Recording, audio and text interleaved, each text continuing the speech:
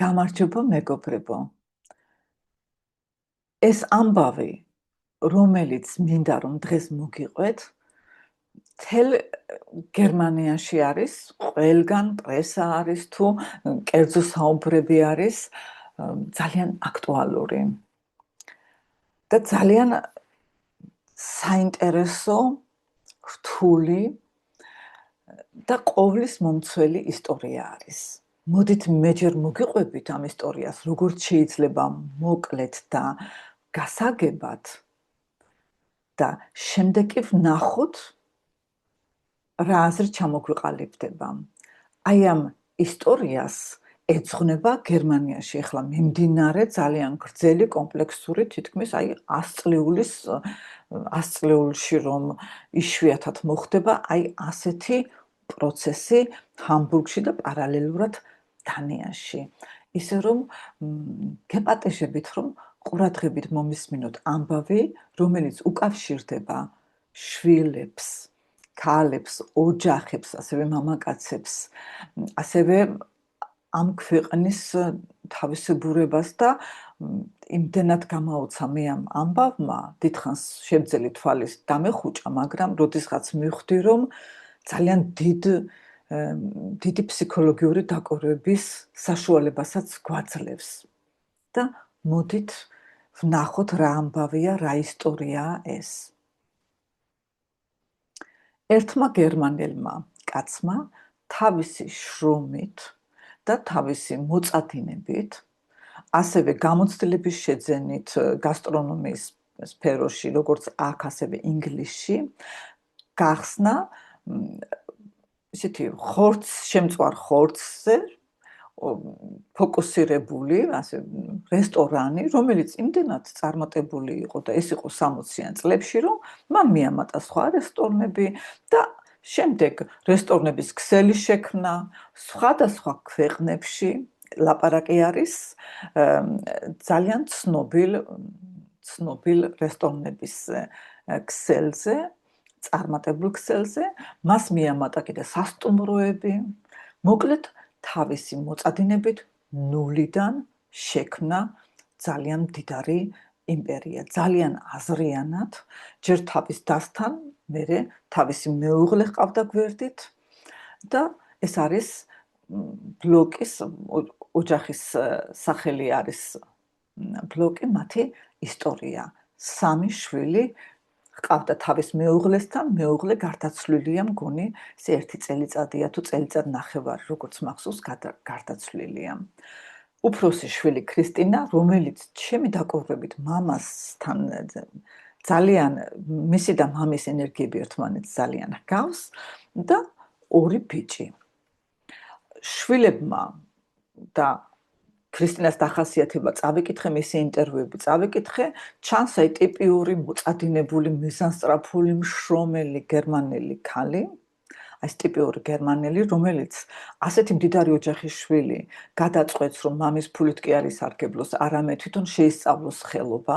აი 8 თვის განმავლობაში მიუნხენში რომელიღაც სასტუმროში სამზარეულოში მუშაობდა და იქ ყველაფერს აკეთებდა, თურმე ცქნიდა რაც სამზარეულოში იმ 8 თვეში დასაწყისში უნდა გააკეთო ეხმარები, საჭმელს კი არ უმზადებ, შენ ეხმარები, აი რაღაცასაც გეტყვის ეს მზარეული, რომ ის გააკეთო. აი წარმოიდგინეთ, აი ამ როლში იყო 8 თვის განმავლობაში, რომ გაეგო არსი, რომ თავისი პროფესია, აი სასტუმროს წაძღოლა არის არა მარტო ოთახები, არამედ ასევე რესტორანი და აი ეს ყველაფერი რომ გაეთავისებინა. და ესე ძირეულად შეისწავლა, თავისი ფირმა ჰქონდა, მერე კი როდესაც მამამ თავის შვილებს, თავის იმპერიიდან 8% დაურიგა და ითვლება ეს ქალი ძალიან მდიდრად, მაგრამ მოიხსენიება არა მისი სახელით და გვარით და ძალიან სასიამოვნო ლამაზი ქალია. არამედ როგორც, ვიღაცის მემკვიდრე, მამის მემკვიდრე და ესეც რაღაცნაირად მეხამუშება, იმიტომ რომ აი სწორედ მაგით მოიხსენიება. ესე იგი, არა ქრისტინა ბლოკი, არამედ აი ამ ფირმის მემკვიდრეს ასე ყველა სტატია აი ასე იწყებს. მოხდა ისე, რომ ქრისტინა დაქორწინდა თავის ახალგაზრდა წლებში დაქორწინდა ასევე ძალიან სასიამოვნო გარეგნობის ახალგაზრდა ადამიანზე, რომელიც შტეფანი ჰქვია და მათ ჰქონდა ძალიან ბედნიერი ქორწილი, ძალიან რომანტიულად დაიწყო ეს ყველაფერი, ხელი სთხოვა იტალიაში ძალიან რომანტიულ ადგილზე და მოკლედ დასაწყისში იყო ბედნიერი ოჯახი. ამ დასაწყისში ბედნიერ ოჯახს შეეძინა სულ 4 შვილი.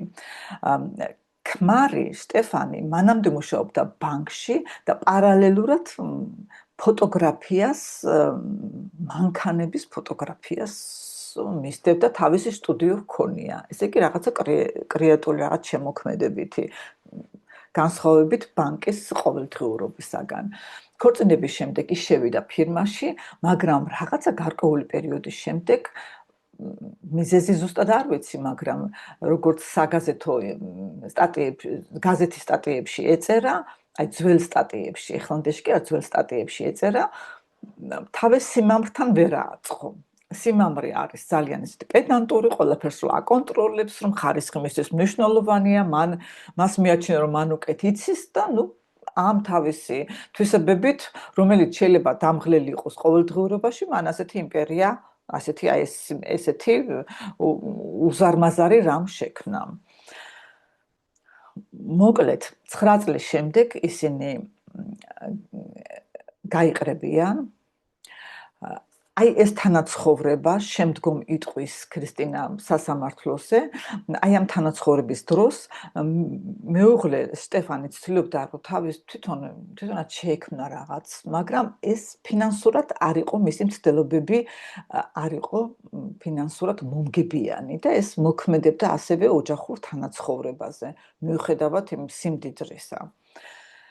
ასე ვთქვათ, სული წარმატებული, სიმამრე წარმატებული და თვითონ რაღაც ეს წარმატება მასთან არ მოვიდა.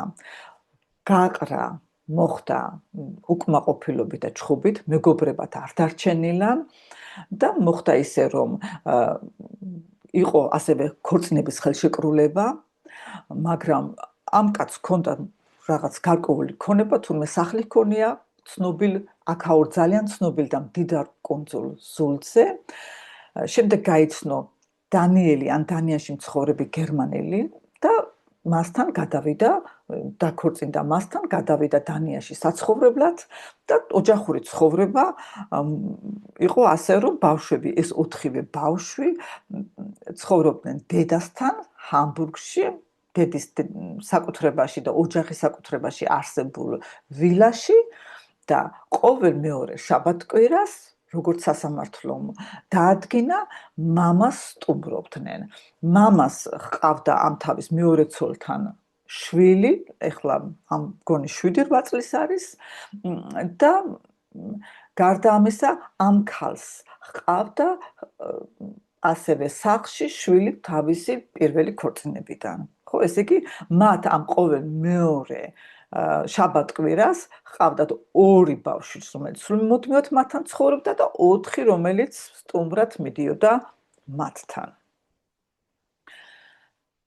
15 წელს რომ გახდა უფროსი გოგონა, ესე იგი ქრისტინას შვილები არის 3 გოგო და 4 უმცროსი ბიჭი. აი უფროსი რომ გახდა 15 წლის, დედასთან ჰქონდა უკმაყოფილება, იყო თემები იყო შემდეგი, რომ ალკოჰოლის მოხმარება, იყო ასევე ჩასახვის საწინააღმდეგო საშუალებების მოხმარება. როგორც ძველი სტატიებიდან ჩანს, დედა ეწინააღმდეგებოდა ამას, გოგონას უნდოდა მეტი თავისუფლება და ამას თვითონაც ამბობს მის ერთ-ერთ ინტერვიუში ცნობილ გაზეთთან, რომ დედასთან ცხოვრების დროს მთელი ესე იგი კვირა იყო დაპროგრამებული სკოლა, შემდეგ ჰობის მიხედვით წრეები და შაბათ-კვირასაც მაგალითად შაბათს დედას უნდოდა რომ ყველას ერთად ესაუსმა, აი ამიტომაც თავის ნებაზე ყოფილიყო, ამას ვერ ახერხებდა, ამიტომაც სთხოვა მამას და ძალიან მოიწადინა, რომ მამასთან ეცხოვრა და ეს მიიღო დედამ ეს ამბავი და ის გადაცხოვდა მამასთან დანიაში, სადაც მას ჰქონდა ბევრად მეტი თავისუფლება. საერთოდ დანიაში ბევრად მეტი თავისუფლება გაქვს, ამას მე ცოტა გვიან შევეხები და ისეც როგორც მივხვდი, როლები იყო ისე, რომ დედა ცდილობდა, რომ ბავშვებს ესწავლათ, ებეჯითათ, ეს უნარები შეეძინათ, განევითარებინათ და მამასთან მიდიოდნენ შაბათ-კვირას, იქ იყო მხოლოდ თავისუფლება და სიამოვნება. მოხდა ისე, რომ აი რაღაცა დროის შემდეგ და ეს 2 წლის წინ დედა გზავნის 2 უმცროს შვილს მამასთან, როგორც რუტინული მეორე შაბათ-კვირის გასატარებლად, შუათანა გოგონა გრეტა რჩება მასთან რაღაც მიზეზის გამო სახლში და მამა აღარ უშვებს შვილებს დედასთან და იმის შემდეგ დედას შვილები არ უნახია 2 წელიწადი. მას რასაკვირველია ჰქონდა ძალიან ისეთი ზაფრი რეაქცია და მამამ დაუწერა, ყოფილმა ქმარმა დაუწერა, რომ ბავშვები ამბობენ, რომ შენ მათ ცუდად ექცევი და მე სანამ ამას გავარკვევთ, ისინი დარჩებიან ჩემთან. და დედის რეაქცია ამაზე იყო, რომ მიმართა სასამართლოს, გერმანულმა სასამართლომ დაადგინა, რომ ბავშვები დაუყოვნებლივ უნდა დაბრუნდნენ დედასთან. ეს კაცი არის გერმანიის მოქალაქე, ბავშვების საცხოვრებელი იყო გერმანიაში და ჰამბურგში იყო სასამართლო ამის ასე ვთქვათ, მისი პრეროგატივა იყო, მისი უფლება იყო, რომ ეს განესაზღვრა. მაგრამ აქ ხდება ძალიან საინტერესო რამ. რასაც მეც ვერ წარმოვიდგენდი და ბევრი ვერ წარმოიდგენდა და რაც აი ამ ძალიან ბევრს ინფორმაციას გვაძლევს თვითონ აი გერმანიის როლზე მეზობლებთან და საერთოდ ევროპის გაერთიანებაში. ევროკავშირში. აი ნახეთ.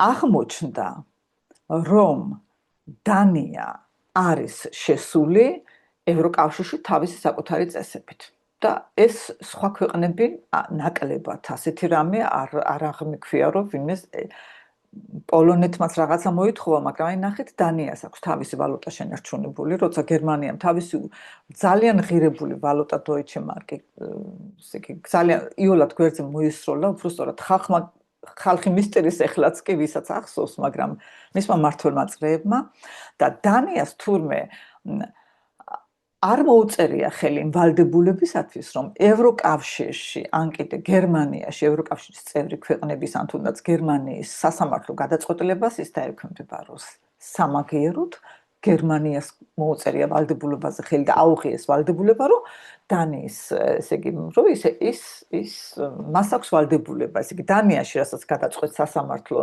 ის უნდა შესრულდეს აქ რასაც გადაწყვეტს ამ დიდ გერმანიაში სასამართლო, მეზობელ ქვეყანას არ აქვს არანაირი ვალდებულება. და ამ კაცმა მიმართა იქ დანიურმა სასამართლომ დაიჭირა მისი მხარე და მოკლედ დედას მისცა მხოლოდ 2 კვირაში ერთხელ ბავშვების ნახვის უფლება, თანაც მოწმეების თანდასწრებით, რომ ფსიქოლოგი ესწრება და შენ გაქვს უფლება მარტო ფიზიკურად ნახო ბავშვი, აბა რა უნდა დაელაპარაკო ბავშვს, როცა გვერდით ვიღაცა გიზეს და გაკვირდება. და აკვირდება აი ამ ყველაფერს, ბავშვი ხო არის ხელოვნურ სიტუაციაში. და იცით, დრო გადის და ბავშვები უცხობდებიან დედას. და თანაც არც ტელეფონზე საუბრის საშუალებას არ აძლევს. არც თავის დასთან, რომელიც დარჩა დედასთან საცხოვრებლად, არ ხდება კონტაქტი. ესე იგი, ამ მამამ და მისმა მეუღლემ ბავშვები რაღაცნაირად ისე რომ იტყვიან, ისეთი წრეში მოაქციეს, სადაც ისინი თავს კარგად გრძნობენ, თურმე აღზრდა საჭირო არ არის მათი, როგორც მამამ თქვა, ისინი იმათ თვითონ იციან უკეთ ყველაფერი და აქვთ ყველანაირი თავისუფლება და დასთანაც კი კავშირი არ აქვს. ძალიან იშვიათად ყოფილა თურმე WhatsApp-ით კი აქვს ტელეფონი, მაგრამ დედასთან არ ლაპარაკობენ.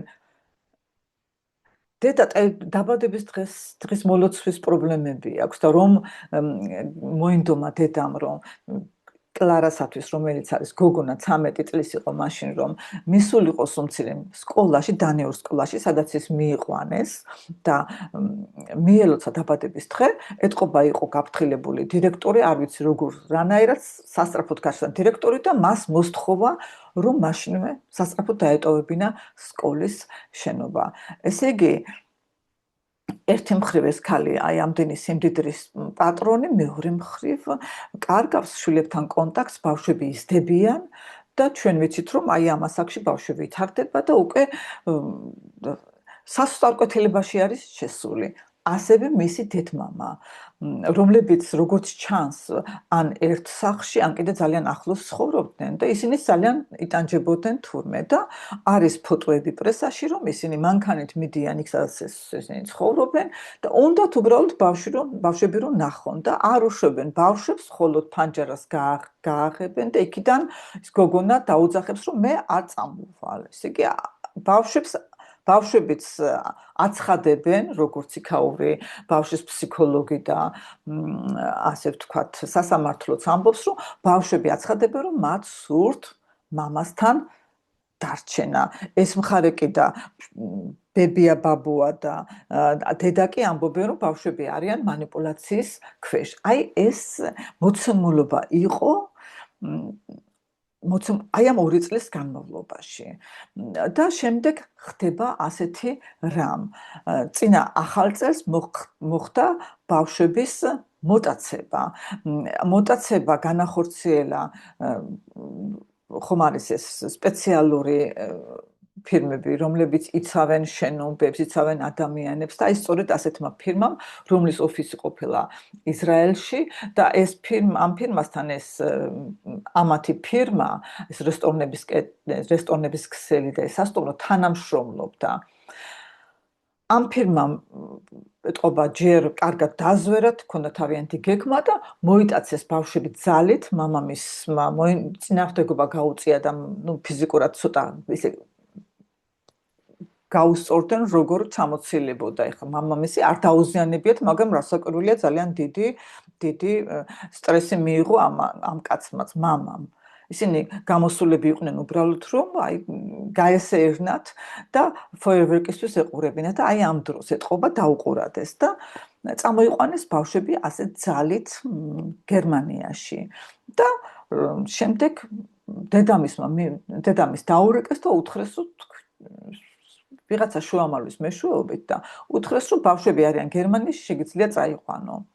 დედამისი იღებს ამ ინფორმაციას, თავისთან მცხოვრები გოგოსთან ერთად მიდის, სადაც ბავშვები არიან და არიან სამხრეთ გერმანიაში და მოჰყავს ბავშვები თავისთან თავის სახლში, ჰყავს ისინი როგორც მახსოვს 4-5 დღე და ამ დროს მთელი დანიის სასამართლო სისტემა დადგა ფეხზე. მასზე ამ ქალზე დედაზე გამოაცხადეს საერთაშორისო, იცით, რომ ეძებენ და ყველამ უნდა ევროპის და მთელი მსოფლიოს მასშტაბით ინტერპოლით რომ დააპატიმრონ ასეთი მოთხოვნა გამოაცხადეს.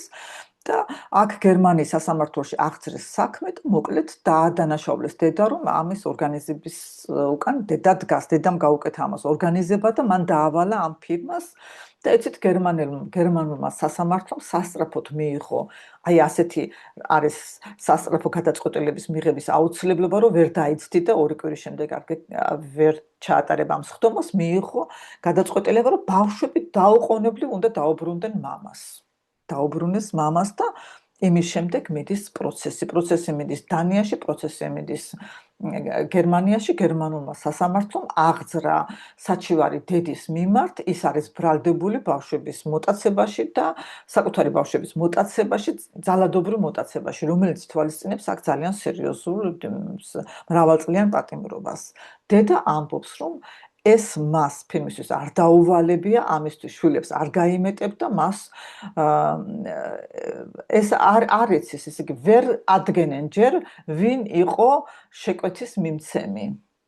არის ერთი ვერსია, რომ შეკვეთის მიმცემი იყო მისი დედა, რომელიც აც გარდაცვლილი არის, რადგან როგორც რადგან საბანკო ანგარიში აჩვენებს, რომ სანამ ეს ქალბატონი გარდაიცვლებოდა რაღაცა დროის წინ და შესაძლებელია ხა არ ვიცი ზუსტად რა ავადმყოფობა ჰქონდა, შეიძლება მან იცოდა, რომ ისეთი დაავადება ჰქონდა, რომ სავარაუდო იყო მისი წასვლის, ესე ვთქვათ, როდის წავიდოდა დაახლოებით და მას აღებული აქვს 120,000 euро ხელზე და სავარაუდოდ და ამ ვარაუდს ამტკიცებს კიდევ ის, რომ როცა დედას დაურეკეს და უთხრეს, რომ ბავშვები არიან გერმანიაში, მან ჩაეკითხა, რომ ეს როგორ და უთხრეს, რომ დედას თქვენ, ესე იგი დედის დავალება იყო.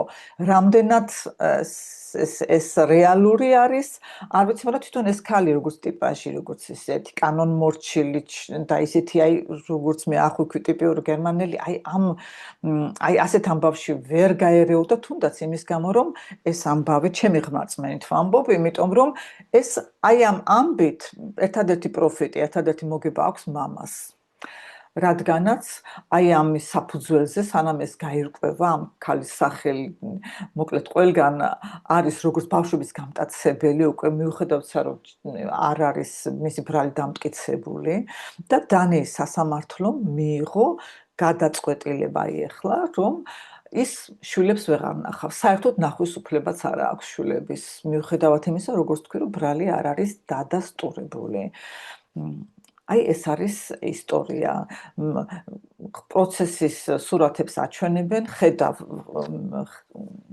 ხედავთ როგორი განადგურებული ჩანს ეს ქალი ერთ-ერთ გამოსვლაში, დაკითხვაში მან პირადად მიმართა თავის ყოფილ მეუღლეს და უთხრა შტეფან, შენ გაიმარჯვე. შენ შეძელი რომ ჩემი შვილები, საკუთარი შვილები ჩემგან გაგეუცხოებინა. შენ შეძელი რომ ჩვენი ფირმის სახელი ლაფში ამოგესვარა.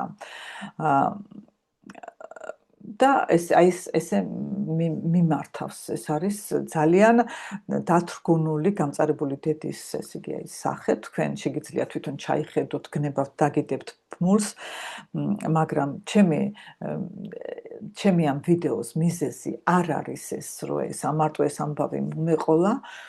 მინდოდა რომ თქვენთვის ჩემი აზრიც დამეფიქსირებინა და თქვენთვისაც თქვენი აზრი მეკითხა. ბავშვების ინტერესებში არის, რომ მათ მიიღონ ორივე მშობლისაგან სითბო და სიყვარული და ასევე აღს და ითვალისწინებს რიგ ზღვრების დასმას. დედა ამბობს, რომ მას არასოდეს ძალადობა შვილების მიმართ არ გამოუყენებია, მაგრამ ისინი იყვნენ გარკვეულ მყარ და ისეთ რეჟიმში ხა შეიძლება ერთ შვილს არ მოწონდა, აგერ მეორე კმაყოფილია და ცხოვრობს მასთან ერთი ამ 4 შვილიდან ერთი ცხოვრობს დედასთან და როგორც ჩანს არის დედის მხარეს. 3 ესე იგი პატარა ბიჭი იყო მაშინ 10 წლის და ეხლა უკვე მგონი 12 თუ 13 არის ცხოვრობს და კიდე 2 და ცხოვრობენ დანიაში. იცით ძალიან საინტერესო არის კიდევ რომ როცა ჩვენი შვილები ორ სამყაროს ხედავენ. ერთი მხრივ მათ აქვთ პასუხისმგებლობა, არის ყოველდღიურობა, რომ ისინი უნდა წავიდნენ სკოლაში, რომ ადრე უნდა ადგნენ, რომ უნდა დროზე დავალებები გააკეთონ, რომ უნდა დროზე წესები დაიცვან, რომ დროზე სახლში უნდა მოვიდნენ და ორ კვირაში ერთხელ არიან სამყაროში, სადაც მათ ყველანაირ უფლებას აძლევენ, სადაც შეიძლება გარკვეული სიტყვებით, საუბრით, მათი გარკვეული манипуლირება ხდება, რომ ესეთი რეჟიმი ნორმალური არ არის, რომ ეს ბავშვისთვის კარგი არ არის და რასაკვირველია, ბავშვისთვის აი ამ ასაკში ძალიან იოლად შეიძლება ბავშვების манипуლირება. ეს ამაზე არის საუბარი და მე როგორც ფსიქოლოგი ამბობ, რომ ეს ნამდვილად არის შესაძლებელი. ყველა დედას და ყველა მამას შეუძლია თავისი შვილის манипуლირება თუ ეს გადაწყვეტა. აი ეს არის თავარი საყვედური, დედის საყვედური თავისი ყოფილი ქმრის მიმართ და კიდევ არის ესეთი საინტერესო საკითხი. მამამ დაიტოვა შვილები და იმ ხნიდან ითხოვს დედისაგან ალიმენტს 3600 euro, ეხლა დანიურმა სასამართლომ, რომელმაც დედას ნახვის, აი სამომავლოდ არანაირი იმედი რომ ბავშვებს როდესმე ნახავს, სანამ ისინი არ გახდებიან მოზრდილი ადამიანები და თვითონ არ გადაწყვეტენ, არც კი მისცა, დააკისრა 3600 ევროს გადახდა ბავშვების მამისათვის, რადგან ბავშვები არიან მასთან. და მის მამის ადვოკატმა ასეთი რამე თქვა, რომ დედა არ იხდისო, რატო არ იხდის, რატო აშიმშილებს შვილებსო. ესე იგი, როცა ეს სიტყვა არის შიმშილი, ესე იგი ნიშნავს, რომ მამამისის მხარეს ტყობა რაღაც მჭიდროდ აქვს, ესე არ აქვს საკმარისი ფინანსები. და ასევე რომ მან ქრისტინა ბლოკმა კარგად იცისო, რომ მის ყოფილ მეუღლეს ესე პრეკარული, ესე იგი რთული ფინანსური სიტუაცია აქვსო. ესე იგი, აქედან გამომდინარე, ითხოვენ ამ თანხას, აი იმ ხნიდან, რაც ეს ბავშვები დაიტოვეს. ესე იგი, შენ უგზავნი, როგორც დედა, შენ უგზავნი ბავშვებს მამას, რომ და ელოდები, რომ მოიყვანენ ამ კვირა საღამოს, ის და იტოვებს და 3600 ევროს თვიურად გაკისრებენ აი ამ დღიდან. რთული სიტუაცია არის. მე ვფიქრობ, ყველაზე ძალიან რთული სიტუაცია დედისათვის. მე ესე ვფიქრობ, ხალხს რომ უყურებ, ძალიან წაშლილი სახე აქვს. მაგრამ ყველაზე რთული სიტუაცია სამომავლოთაც რომ ვთქვათ, მე ეს ძალიან დიდ დამხას დაასვამს ბავშვებს.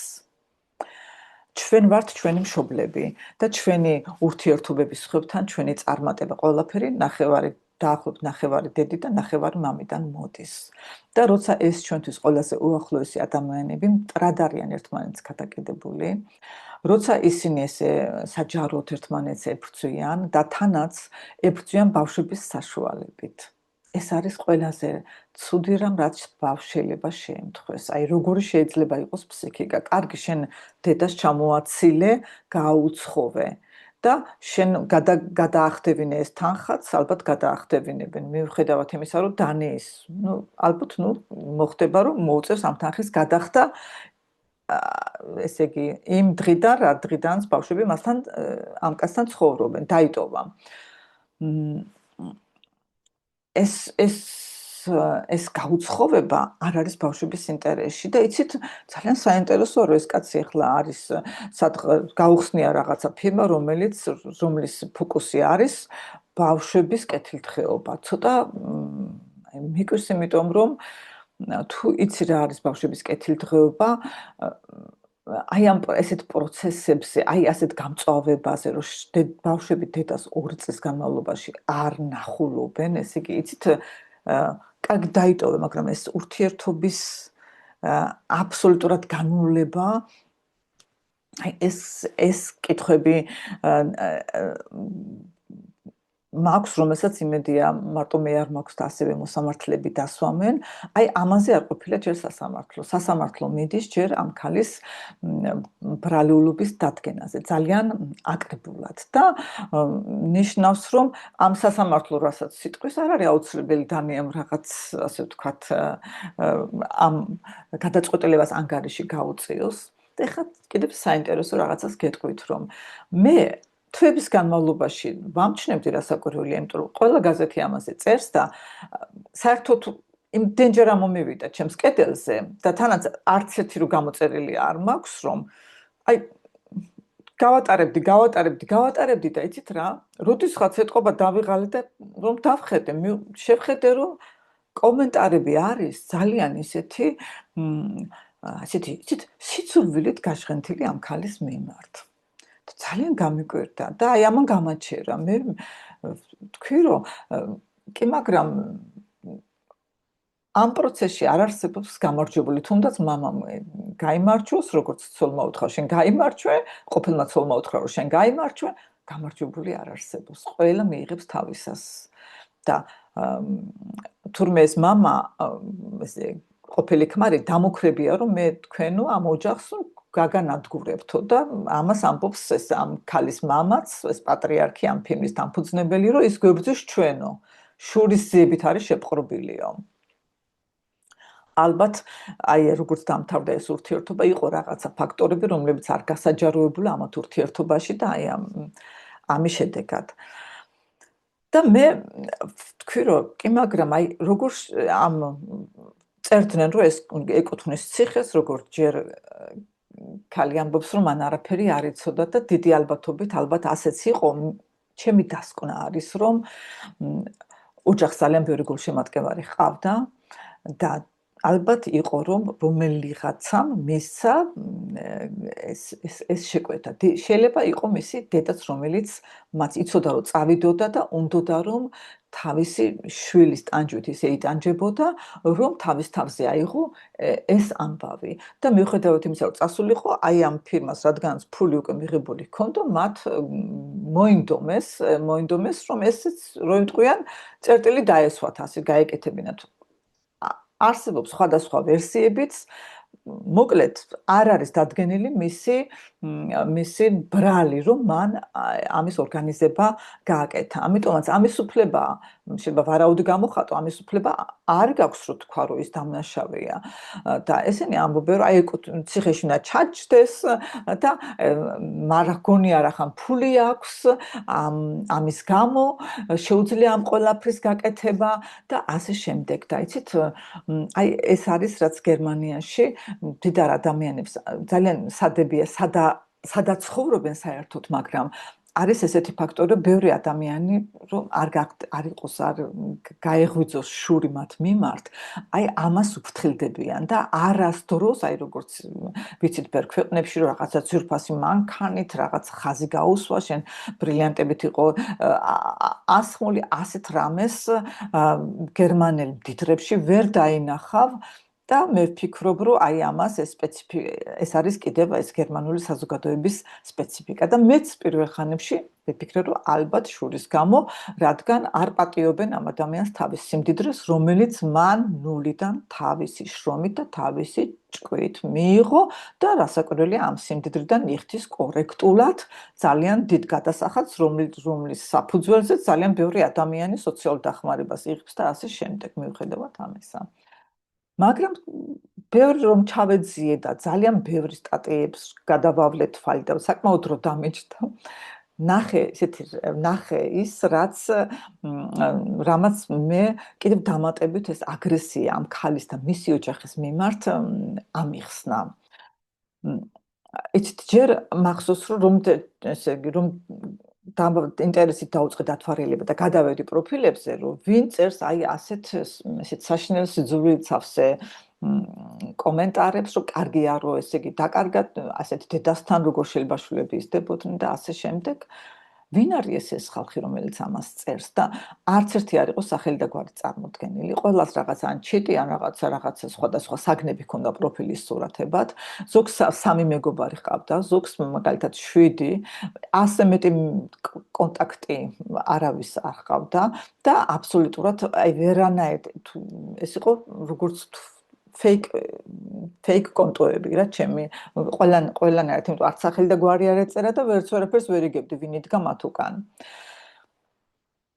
და ეს შემჩნეული მაქვს მე საერთოდ პოლიტიკურ თემებზე არის ძალიან ესეთი მემარცხენე ანტიფასთან დაახლოებული წრეები. სხვათა შორის ეს ის ანტიფა, რომელიც ახლა ამერიკის მთავრობამ და ტრამპმა ტერორისტულ ორგანიზაციად გამოაცხადა. ეს და ვიფიქრე ახლა აქ რა უნდათ ამათ? ეს ხო არის ოჯახური დრამა და როგორ აქ იმის დრო აქვს იქიცი, ანუ ვიღაცასთან შეუგზავნიან აი და ხდება არასასურველი პიროვნების გვერდზე დაახლოებით 100-200 კომენტარი და ყველა კომენტარი ერთმანეთს გავს, როგორც აქ თითქოს ხალხის მასა დარწმუნებული და აღშფოთებულია, რომ ეს ქალი არის დამნაშავე. და რატომ ასე? და ეცით კარგად რომ მივყევი, აღმოვაჩინე, რომ დაახლოებით 10 წლის წინ ამ ფილმის დამფუძნებელმა ეს კი ამ ქალის მამამ თურმე ოპოზიციას, რომელიც მაშინ ახალი დაარსებული იყო, თურმე ოპოზიციას დაუჭირა მხარი. და აი მაშინ გამინათა გონება, იმიტომ ოპოზიციას ეხლაც ებრძვიან, აი ეს ალტერნატიული გერმანიისათვის მას ეხლაც ებრძვიან და აქედან გამომდინარე, ჩემთვის ცხადი გახდა, თუ რატომ იყვნენ ამ ოჯახის მიმართ აი ესე მძაფრად და ნეგატიურად განწყობილები.